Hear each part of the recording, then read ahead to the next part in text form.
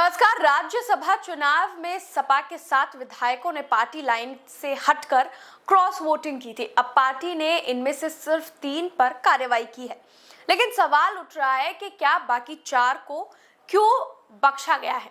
खास तौर पर चायल विधायक पूजा पाल पर नरमी को लेकर राजनीतिक गलियारों में चर्चाएं जो है वो तेज हो गई हैं।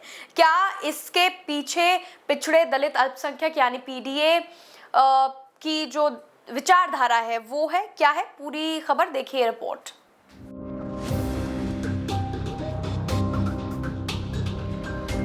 राज्यसभा चुनाव में जब समाजवादी पार्टी के 7 विधायक क्रॉस वोटिंग करते हैं तब बगावत की आग सुलगती है और अब महीनों बाद पार्टी ने अचानक 3 बागी विधायकों मनोज पांडे, राकेश प्रताप सिंह और अभय प्रताप सिंह को बाहर का रास्ता दिखा दिया।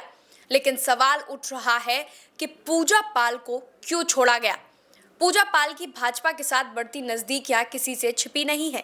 वो न सिर्फ मंच साझा करती है बल्कि लोहंदा कांड के पीड़ित परिवार को 1 लाख की आर्थिक मदद देकर सरकार के साथ खड़े होने का संदेश भी देती हैं। यहाँ तक कि 2024 लोकसभा चुनाव में भी उन्होंने भाजपा के लिए अंदर खाने काम किया। दरअसल सपा के लिए कौशाम्बी की चायल सीट बेहद संवेदनशील है। यहाँ पिछड़ी जातियों खासकर पाल समाज का दबदबा है। लोहंदा कांड के बाद भाजपा के खिलाफ इन समाज में नाराजगी पनपी है और यहीं से शुरू होता है सियासी संतुलन का खेल। सपा महासचिव इंद्रजीत सरोज साफ कहते हैं सिर्फ 7 नहीं 10 विधायक बागी थे। इनमें पूजा पाल और पल्लवी पटेल भी शामिल हैं। फिर कार्रवाई सिर्फ 3 पर ही क्यों? तो वही दूसरी ओर राजनीतिक विश्लेषक मानते हैं कि इसके पीछे आगामी पंचायत चुनाव और पीडीए वोट बैंक का बड़ा दबाव है।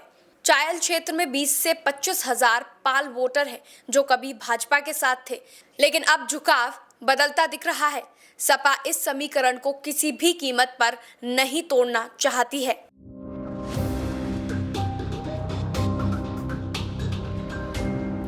तो क्या बगावत की सख्ती सिर्फ नाम भर की है और क्या वोटों की राजनीति बगावत पर भारी पड़ गई है?